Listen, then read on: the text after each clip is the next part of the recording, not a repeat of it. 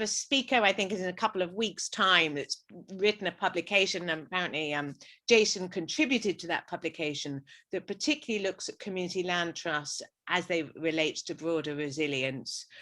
And Jason's is more a kind of an overview of what one is and how you might need to set one up.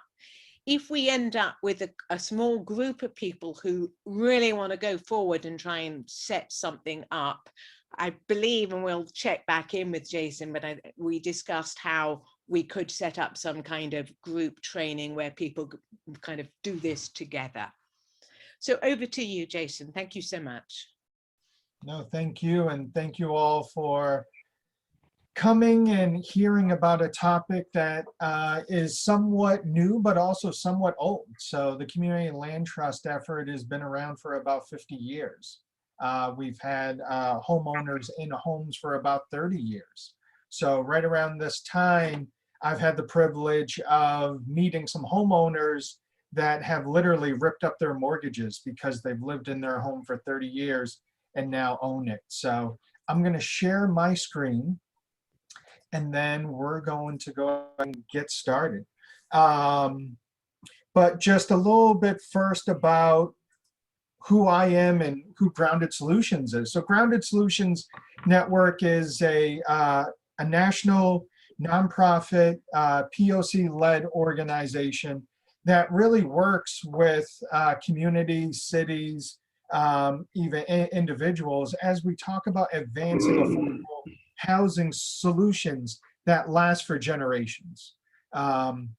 We know that affordable housing has been around for a while, and we know that some of the solutions are not necessarily thinking about it actually lasting for generations, but maybe lasting for a short period of time.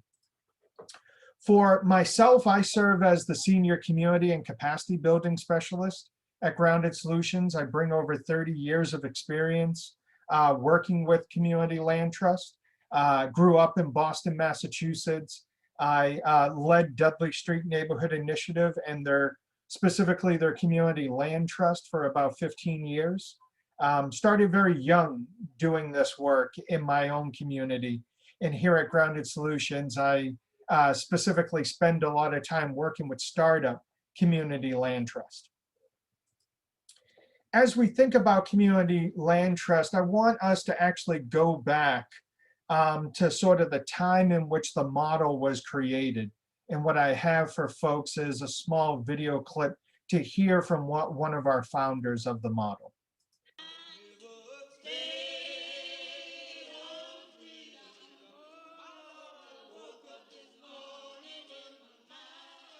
I was canvassing on the plantation. I knocked on the door of a man and his wife. They promised me they'd come to the mass meeting. They comes to the church with their 5 children. They told me that they had been kicked off the plantation, had nowhere to go for the night.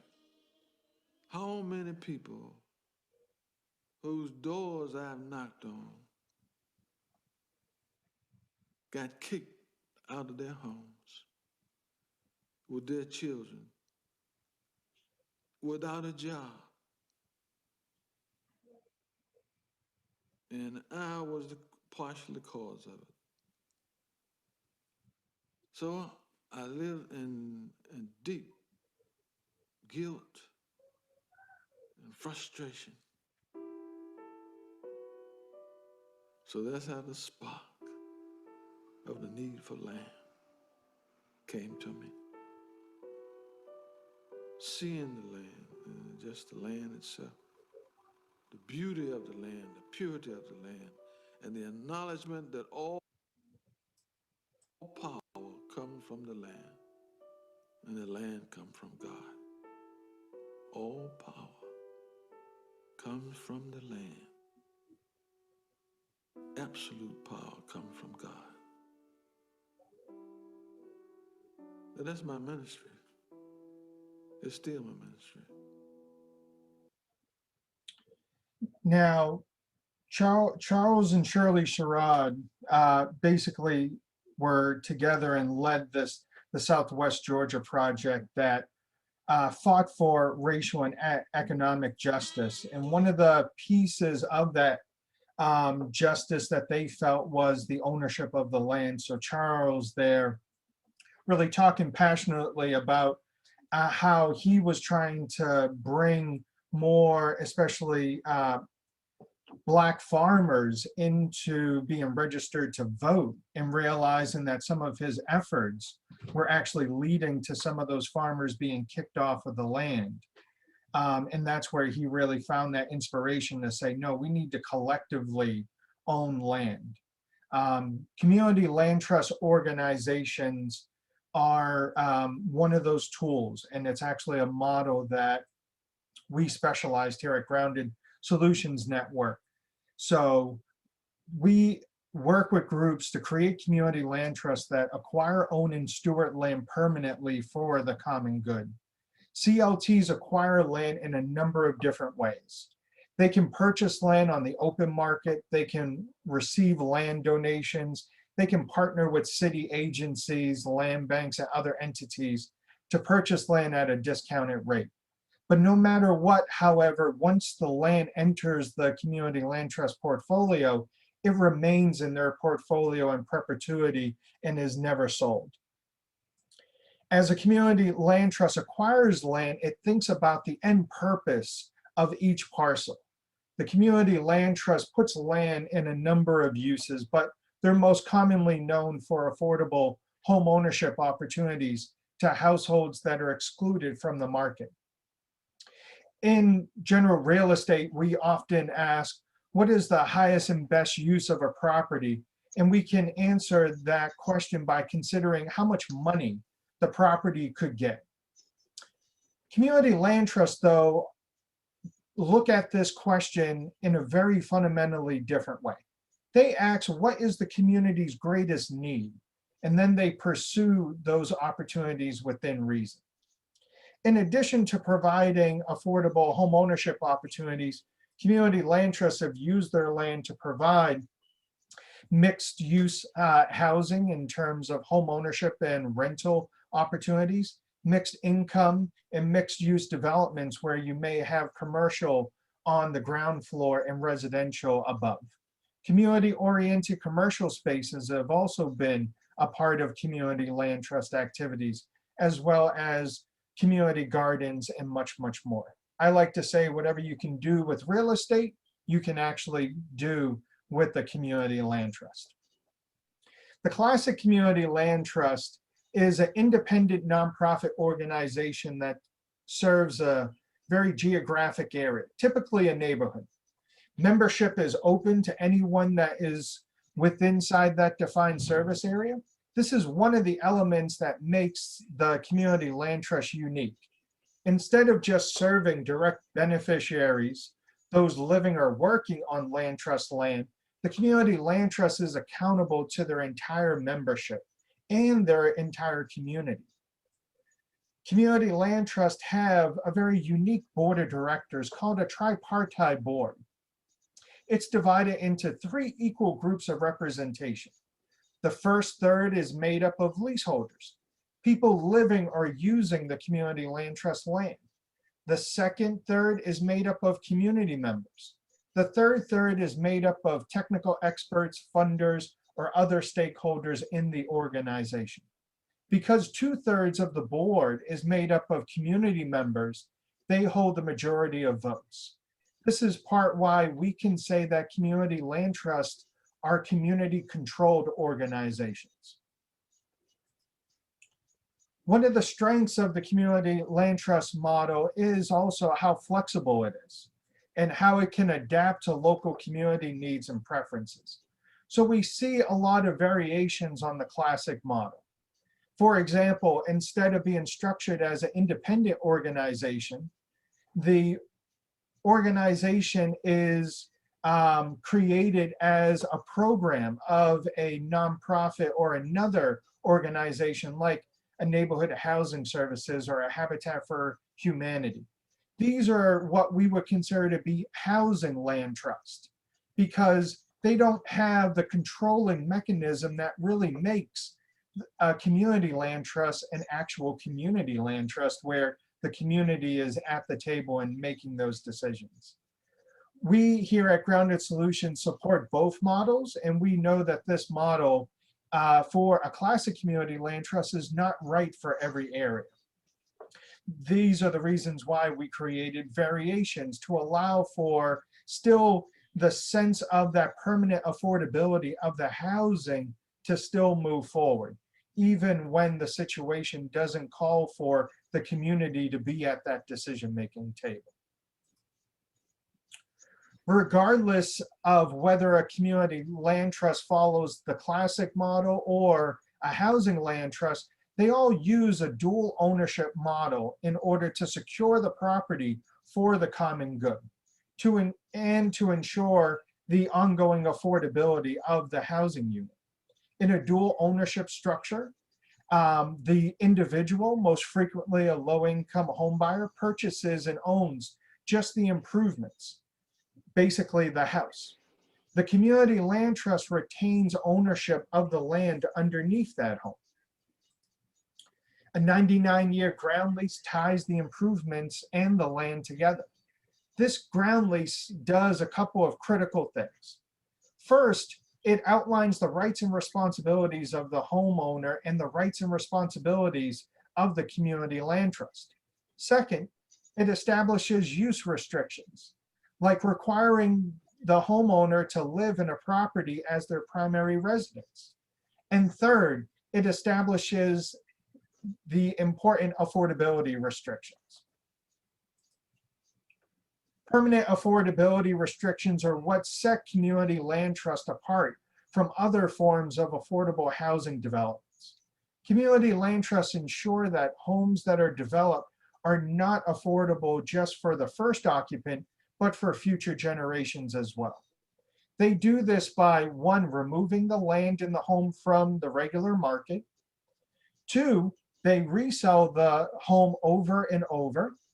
And three, again, they use those resale restrictions to control how much appreciation is actually being given to that homeowner. Community land trusts use public subsidies to lower the initial price of the home to a level that is affordable to the target home buyer. They can do this in a number of ways. They can use public resources to subsidize the cost of acquisition or construction, or they can use the subsidies to help a home buyer purchase an existing home. But again, remember, no matter how they do it, by bringing the home into the community land trust, they remove it from the market. Remember, community land trusts never sell the land that they acquire, and therefore they resell the same home over and over again. When all of the eligible home buyers purchase a CLT home, they sign up, and they sign up and they go through a training that talks about the ground lease up front. It outlines how the resale will work, including their maximum sale price and eligibility factors for subsequent buyers. When that subsequent buyer wants to purchase the home, they sign up, they go through an orientation and sign the ground lease and agree to sell at a resale restricted price. And this happens again and again. Now, I always like to look at these as compared to numbers. So here is one of the examples. But let's first start with a traditional model of affordable home ownership, something like a down payment assistance grant. In this fictional case, the city is offering a low-income homebuyer a grant to help them purchase a home on the market. They do not expect any kind of repayment on this grant. In this example, the market price of the home is $200,000, but the low-income homebuyer can only afford $155,000. So the city gives the homebuyer a $45,000 grant to fill the gap, and the homebuyer purchases the home for $200,000. Now, this grant only has a 9-year restriction on it. So 10 years later, the homeowner is ready to sell. Their home is appreciated in value to $240,000. So that's going to be their sale price. Since the program that made the home affordable in the first place was a grant, no money comes back to the city and it stays with that seller. They actually get an above market return on their investment. They get $40,000 because that's where the market appreciated. Plus, they get the $45,000 grant.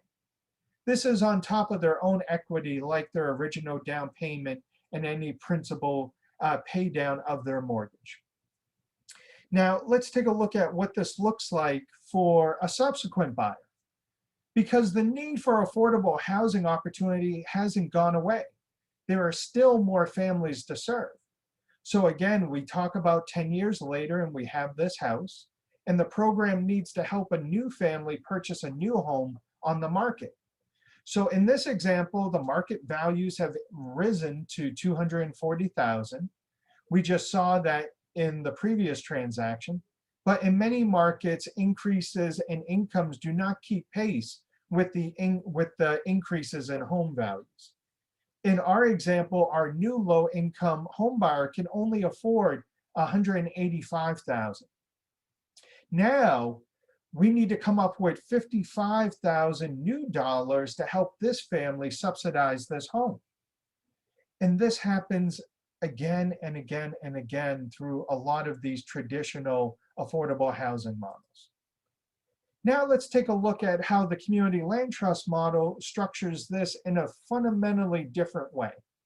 In this example, we have the same home buyer, same $45,000 gap. But instead of providing a grant to that home buyer, the city is going to invest that $45,000 in writing down the cost of the home through land donations and construction subsidies to the community land trust. So our home buyer purchases the home from the community land trust for the below market rate of $155,000. And that's what that home buyer can afford. 10 years later, our home is still increased in value, but because that CLT homeowner did not buy it in the market, they bought it actually at a reduced amount, they have agreed through the ground lease to actually sell it at a resale restricted price of $185,000. In this example, we're using a resale formula that basically escalates the original purchase price 2% per year. It is designed to track what changes in income as opposed to changes in the market. The program portion actually grows from $45,000 now to $55,000. The difference between the resale value and the market value. And it stays in the home to assist the next homeowner.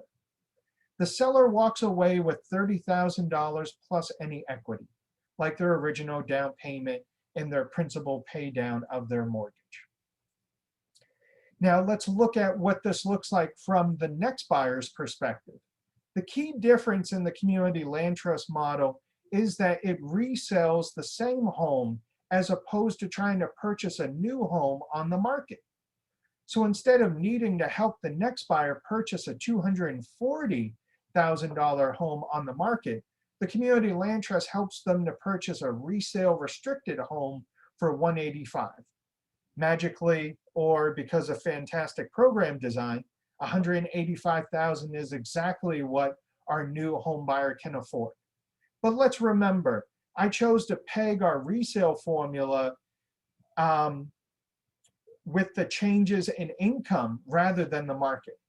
So this is really not surprising that our resale formula went up 2% because we did the numbers and crunched the numbers and realized year after year, incomes were going up by 2%. So for a CLT, doesn't need to reinvest any new money into this purchase. This is how the community land trust maximizes the public investment that they put to work for generation after generation of low-income home buyers. Now, I realize that the real world is not as neat and clean as this example, but I hope you're seeing the difference between the two models and what could be possible. Community land trusts are also known that promising to make a home permanently affordable. does not result in the home actually being permanently affordable. That requires oversight and support, which falls under a broad category called stewardship. Community land trusts do stewardship in 3 different ways, and they're all being done at the same time. They steward the structures of the home. If the home is to remain affordable, it needs to remain in good condition.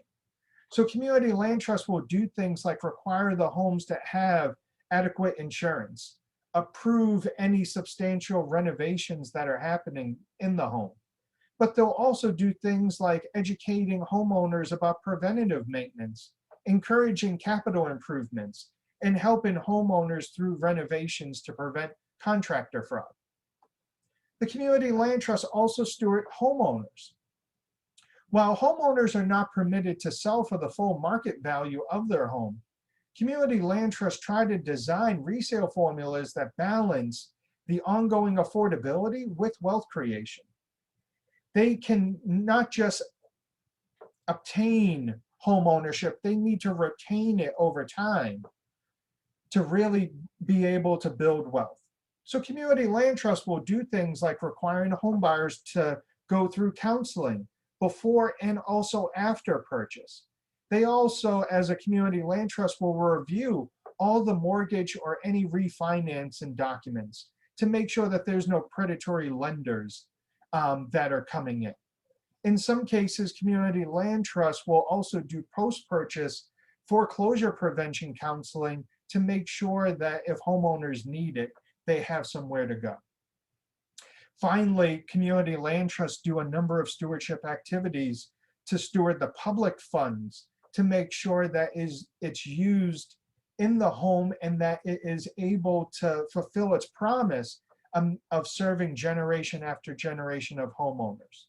It is the key to the success of the resale restrictions is that we can actually keep our promise to the public sector that are giving us these public funds to go ahead and use in this place.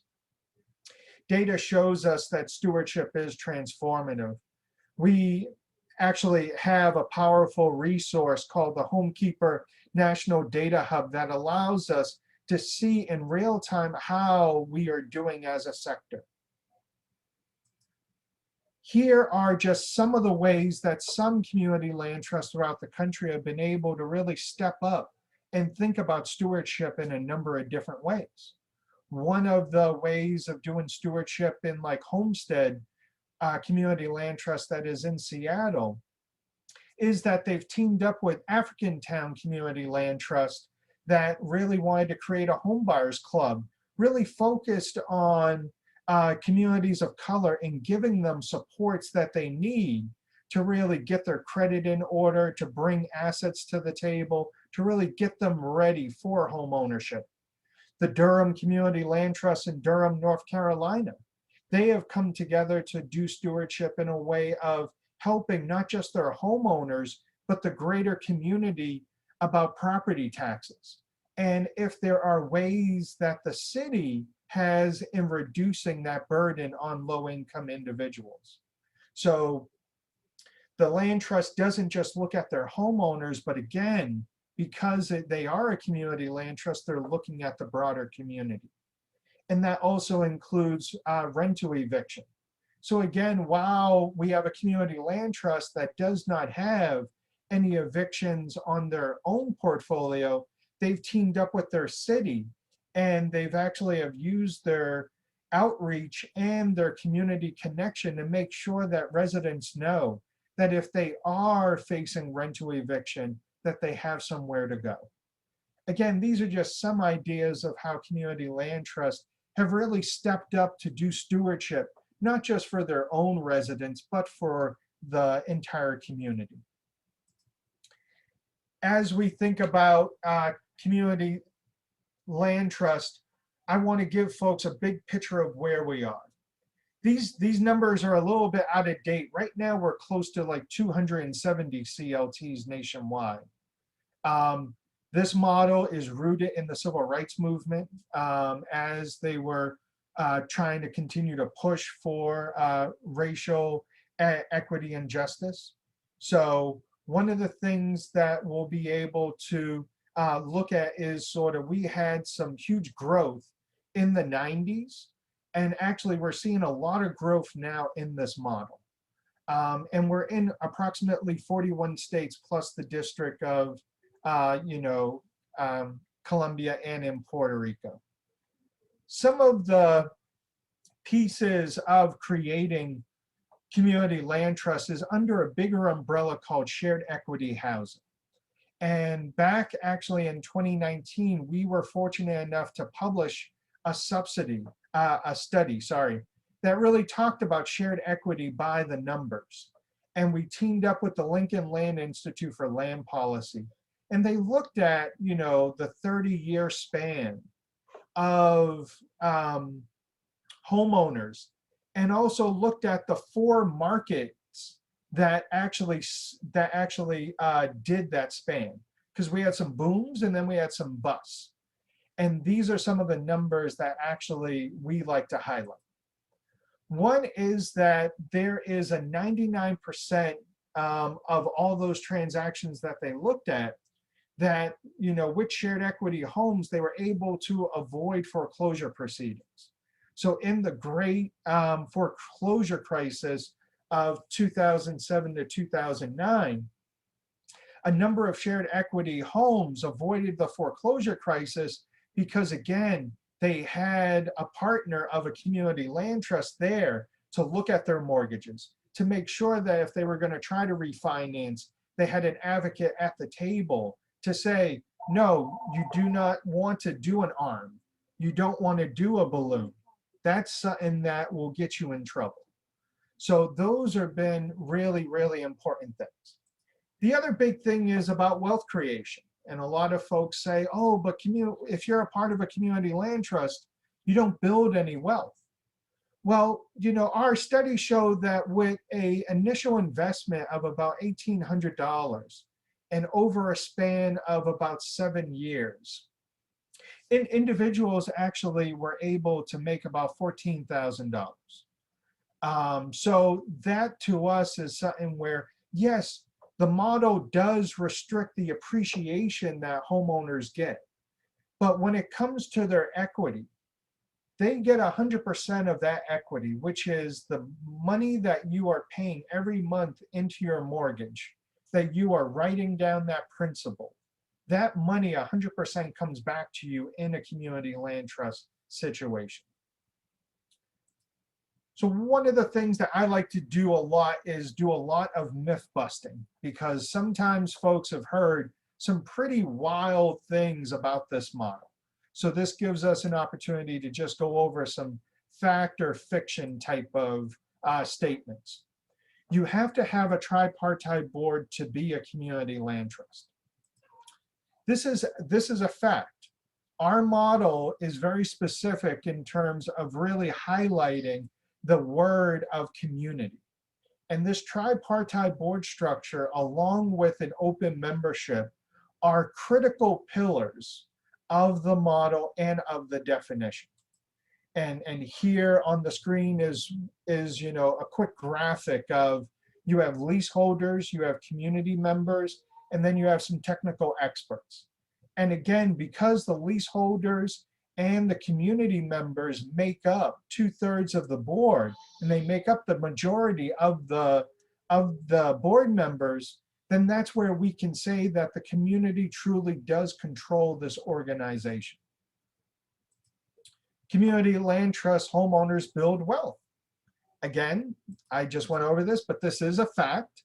And now we have actually a scientific study that sort of looks at that and has come up with sort of numbers to back up the claim that we can say that, yes, community land trusts do build wealth.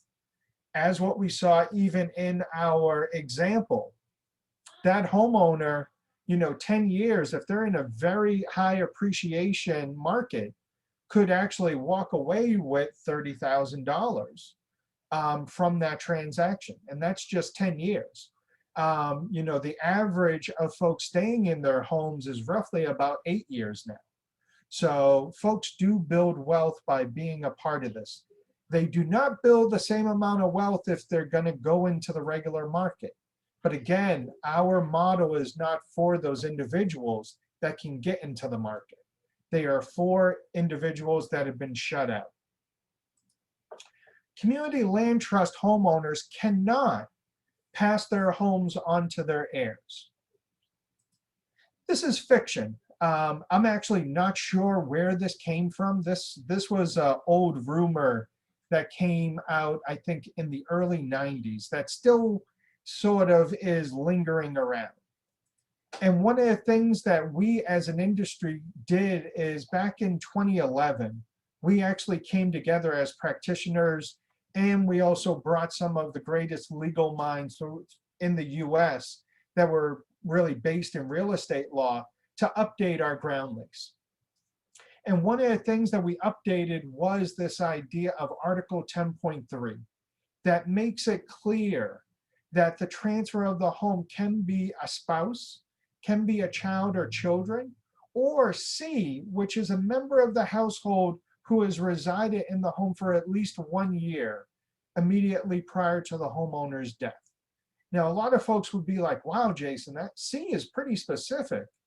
And it is, because a lot of us practitioners realized that a number of our homeowners that were already in the homes were quite worried that they would not be able to transfer this property to their grandchildren. That they were in a situation where you had a lot of grandmas taking care of their kids, and they wanted to make sure that they could pass this asset on to them. So we wanted to make sure that that was actually put in there. And it's not just for the grandparents, but it's for any household member that has been residing in the home. Let's say, you know, a foster child. I've run across that where, you know, again, you know, the homeowner did want to pass that home on to that foster child, but technically they didn't really classify as a child or children. So we wanted to make sure that we gave folks that sensibility. As a community land trust, you have the same access to funding as other nonprofits. This is a fact. A lot of times folks will say, oh, this community land trust is its own separate thing. Our founders were very, very clear that they wanted this model to be in a 501c3 organization that, you know, is sort of classified by the federal government, classified by the IRS to being tax exempt, a charitable organization. So the sources of funding that is available to nonprofits are just as much available to community land trust. So all of these programs here on the screen, you can actually go ahead and solicit to get donations from. Collecting ground lease fees is significant stewardship. And this is fiction. A lot of times some folks will say, well, with the ground lease, there is a nominal fee that is charged every month to that homeowner. And as that homeowner, you know, pays that fee every month, we're connecting with that homeowner, so that's enough stewardship. And to me, it's like, no, that's not the spirit of this model. This model is to make sure that you are bringing additional education, additional resources, additional support to your homeowners, and not just being a bill collector. So that is something that, again, is one of those fictional pieces. Just as we sort of wrap up, I just want to do a quick recap of this model. And one of the great things is we have a short video.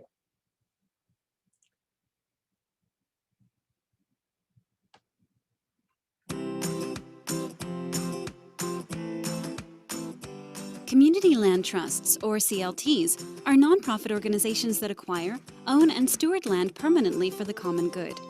The most common CLT land use is housing, but retail, office, and a variety of other uses are possible. CLTs give formal decision-making voice and power to local community residents in determining land uses. Here's how CLTs make home buying affordable for families in their communities. First, the CLT builds or buys homes using one-time public or private investment. Next, the CLT sells just the home to a low-income buyer who qualifies for a mortgage, and the CLT keeps the land, holding it in trust for future generations of home buyers. In return for being able to buy a home at a discounted price, the family agrees to pay it forward and sell to another low-income family at a price they can afford. The CLT manages the sales process, ensuring that each home-buying family builds some wealth from a predetermined, limited amount of the sales proceeds. In this way, the one-time public or private investment in CLT homes makes lasting affordability a reality and stabilizes communities. And CLTs benefit the larger community too, as they preserve and protect housing for long-term residents, helping to build stronger, safer, and higher quality diverse neighborhoods, contributing to greater educational attainment, employment opportunities, and health outcomes. Visit groundedsolutions.org to learn more about CLTs today. So questions, discussions, I will sort of put out there that there are two frequently asked questions when folks usually learn about CLTs.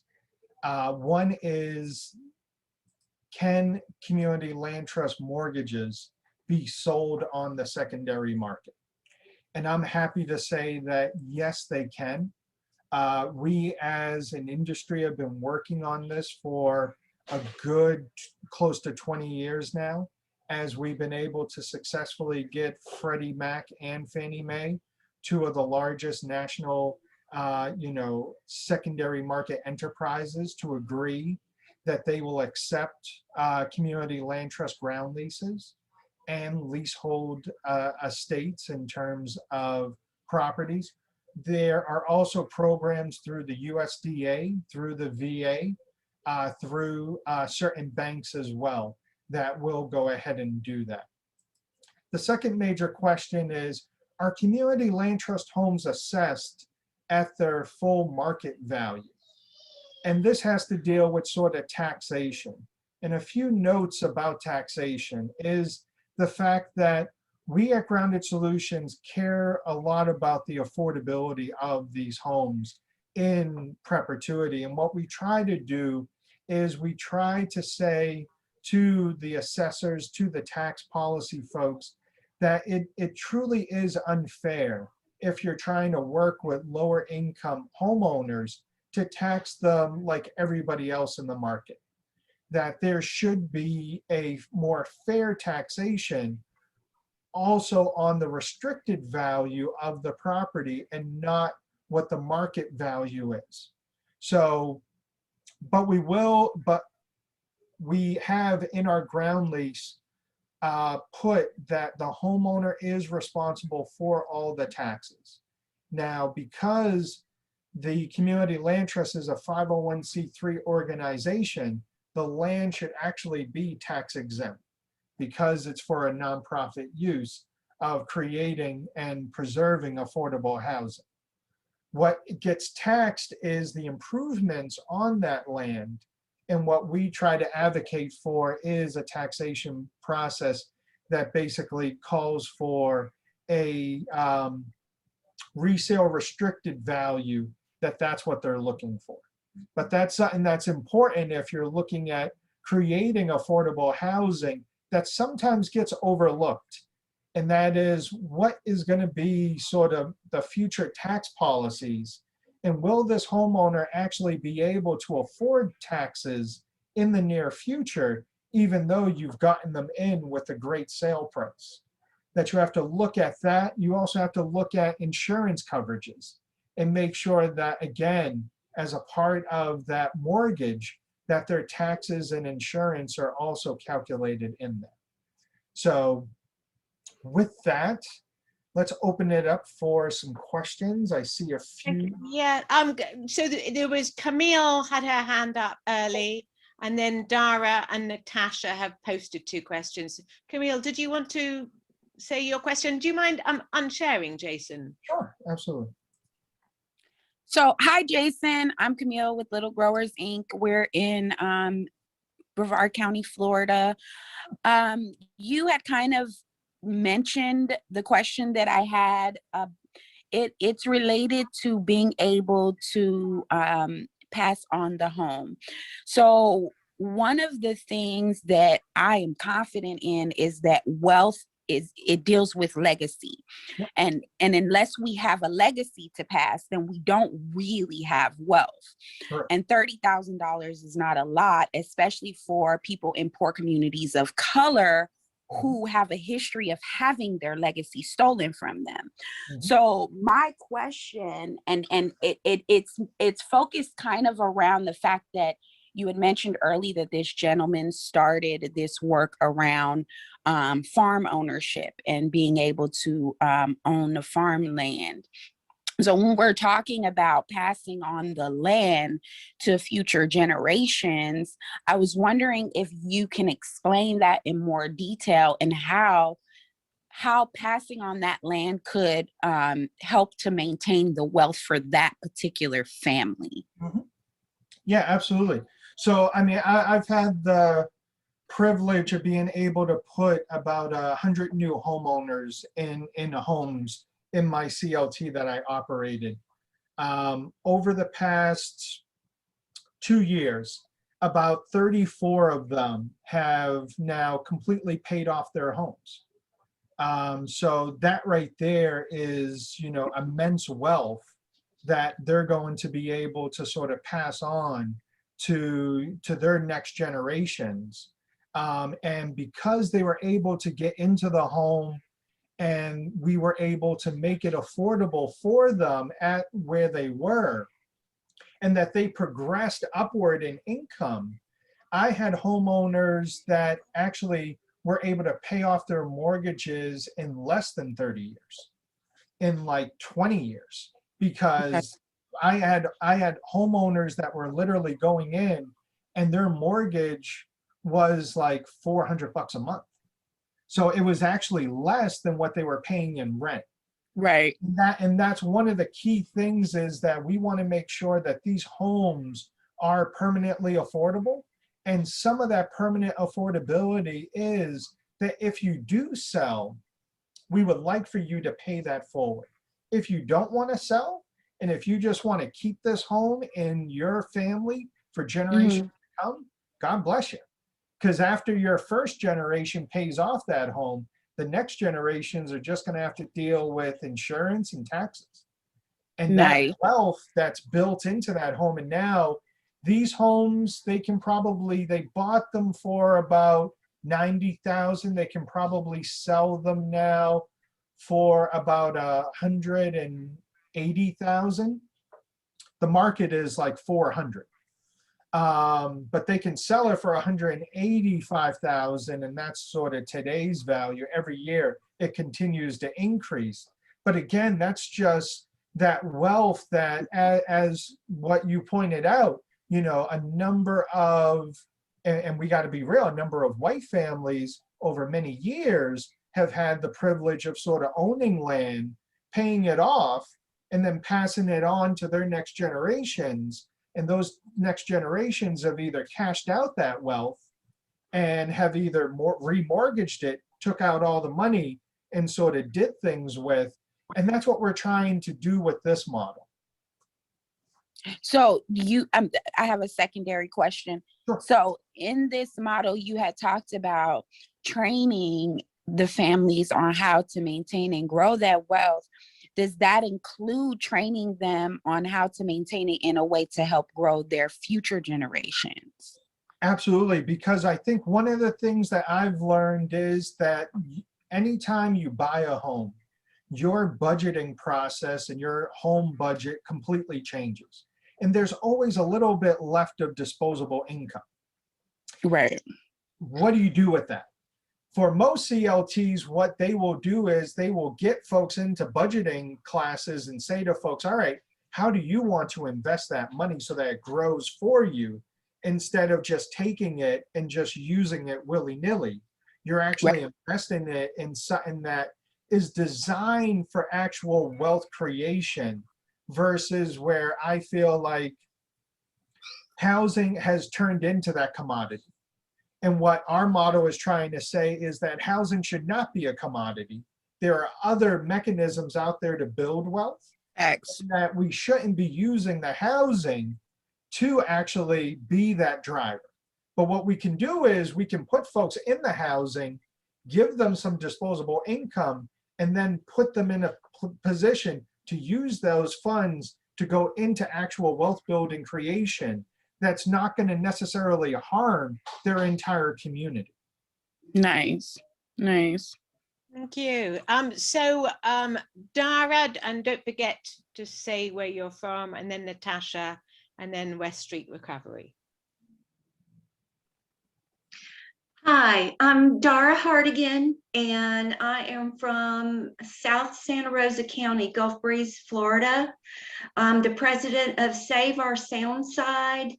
We live on about a 25-mile long peninsula that has been pretty much taken over by fill and build construction and is causing flooding. We've been fighting to try to conserve and preserve some of the land that has not been sold out to big developers yet. And so we were thinking that developing a land trust that could purchase property and keep it in perpetuity might be a way to go. Is that an option? Are you familiar with that? It very well can be in terms of preservation. One of the largest land trusts in the country is the Trust for Public Land. They are a 501c3 national organization, and their whole goal is to acquire land for the preservation of open space. They are very different than sort of our model, but they are definitely a powerhouse that I would highly encourage, that if you're looking at sort of preservation and open space as your primary driver, that's who I would recommend you to talk to. Thank you. Yep. Thank you. Natasha? Thank you. Great presentation, Jason. Really very well explained. Just a question. I am Natasha Utagama with Thriving Earth Exchange, which is a program of AGU and a partner of Anthropocene Alliance. We basically connect many of the community leaders that are on this call and others with our earth and space scientists to do projects together on climate issues, natural hazards, natural resources. Just curious about the tripartite board that you mentioned and the technical experts who serve on them. Who exactly are those people, and what do they provide to the boards? Kind of curious as to like whether we could also connect with community land trusts and maybe even have some of our scientists who are working with many of these communities who might want to do community land trusts or who might already be doing community land trusts to get involved somehow. Thank you.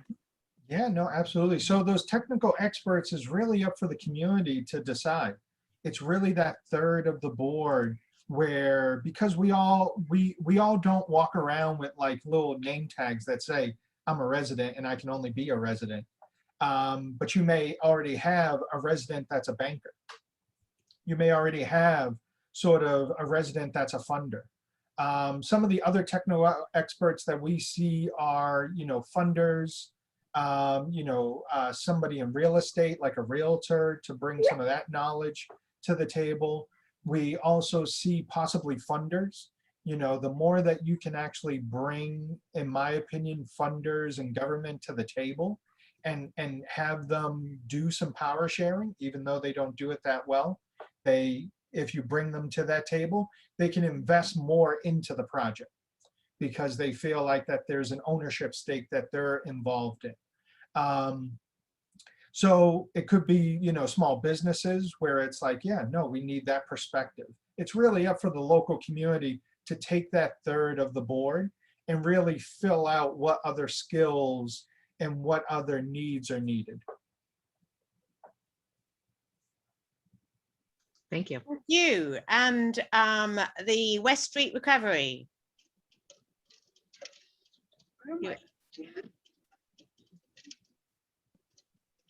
Hello, I think you're unmuted, but we can't hear you. Can you hear me now? Yes. Okay, perfect. Thank you for the presentation. That was really informative. My name is Felix, and I'm with West Street Recovery. And from what we've seen on, we've been exploring the idea of doing a CLT in Houston because there's such rapid growth and development in the city in all areas. And it's pushing a lot of people outside. Like, yeah, we just seem primed for it. And is there any other sources of funding other than asking your municipal government or through like private fundraising that you guys know about? Because that seems to be the biggest, one of like the biggest challenges is raising a ton of money to buy land and to build the improvements on it. Over. Yeah, no, absolutely. The great thing about Houston is that you have a community land trust. They are amazing and awesome. They are 3 years old. The executive director, her name is Ashley Allen. She's always looking for how to figure out how to bring more community involved. Private foundations are not really keen into giving grants for actual buildings. They like the soft stuff for some reason. And the biggest checkbook that's out there is still government. So that's where we sort of continue to leverage. Now, there are some foundations out there like the Catholic Campaign for Human Development that would fund for some startup cost. But you have to be a strategic partner with the church and make sure that, you know, the church is supporting this idea, which is not too far of a stretch. But in Houston, I would encourage you to reach out to the community land trust that's already existing. They are a citywide community land trust. They are strategically starting in a few neighborhoods, but they actually have the charter and the support to actually work citywide. So.